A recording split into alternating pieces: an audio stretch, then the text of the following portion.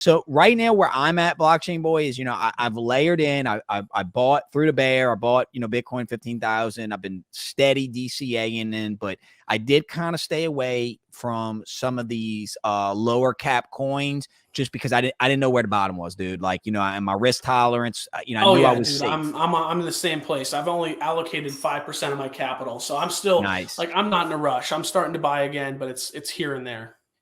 But now I think I think that we have hit the bottom again. There's always black swans. I could be wrong. I'm willing to be wrong, but like you said, I'm not. I agree. Allocating. I think it's more than likely we've hit the bottom. I think late 2024 into 2025 is going to be that time for me to really look to see the top of the bull run. If we continue this way, I think we're going to see actually another pullback down to the 20s. If the stock market drops off a cliff. But I also think that the Fed is going to do some QE.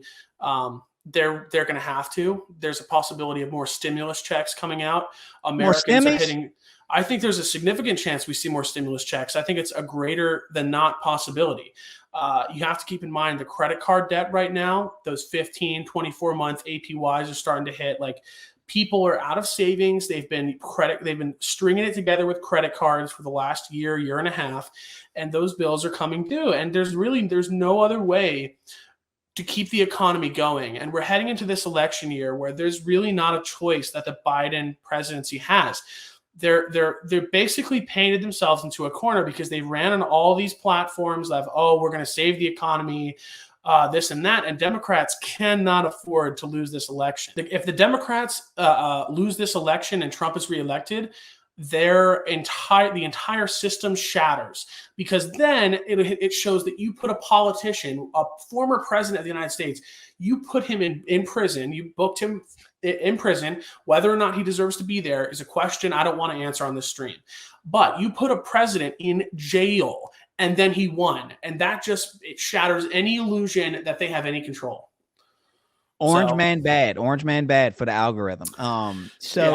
So what you're saying is that what we're going into, that the Bidenomics, whatever you want to call it, that essentially that it's in their best interest to prop up, kind of like a zombie economy, to give the illusion that the Bidenomics are working, so that, on top of, like you said, the indictments, putting Trump in jail, all that craziness.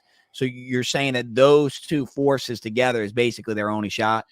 Well, I mean, they're certainly not going to let the economy crash heading into an election year. But the question is, what other choice do they have? They've basically turned the money printer on to fund these proxy wars in Palestine / Israel and Ukraine.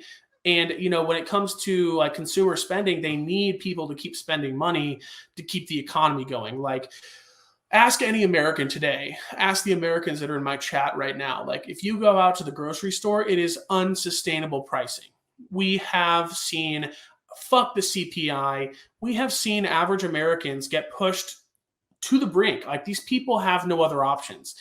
I come from a place where I've seen that every day for many, many years, and it's getting bad out here. And so there's really, I don't think they have another choice. Like, they have their choices to either let it tumble and crash, or kick the can down the road and make it worse for somebody else. And they're always going to either print more money or let it fail, and they're never going to let it fail. So it's always going to keep going.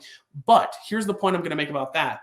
When they do that quantitative easing, guys, it is going to be absolutely freaking amazing, because the pump is going to be nasty. Jerome Powell is going to chuck that money printer on, and we're going to have a nice little bull market, but then it's going to really, really suck after that. So, I'm getting the fuck out of here as soon as that bull run is over. I'm out of here, bro. You moving out the country? No, I mean the market. I'm staying here. I got family. Well, okay. I was about to say, well, no, because I think you're right. So like what I kind of see happen, and yeah, they'll print money. Asset prices will surge because people are trying to get out of the dollar because of the inflation. Then what I think is going to happen, you're going to have a crew of people on Twitter, and I know you see them. This cycle's, it's a super cycle. No, just don't sell. Just stay in. Don't sell anything. So that this quote super cycle happens, but the smart investors, I mean, nobody ever went broke taking profits. So I'm kind of with you there. What's your kind of timeline on this horizon? Basically, I mean, there's just so many events coming. The presidential election, the halvening, the spot ETF. I mean, it's just crazy right now, man. It's crazy how pivotal at a moment we're at. we're at one of those moments where like you're gonna look back and be like, man, I should have aped in. Best failed experiment. I agree. The next bear market, it's honestly probably going to be closer to like a Great Depression. You know, famous investor Michael Burry is short, guys. Come on, we can't fade Michael Burry. But honestly, though, guys, when it comes to like timeline, basically aping into as much as I can for the next year to year and a half. Like it's go time. Like we need to lock in. Okay, everyone here, we got to lock in for the next 2 years, and then get the fuck out when it's time. Like I'm in no sense of the word am I going to be trying to absolutely to get the perfect exit. I'm probably going to average my positions out once I feel we're at a point where, hey, like Bitcoin like is looking shaky. Like I can't tell you for sure what the world situation is going to be like, but I can tell you I think crypto is going to be a very good performing asset class to be in.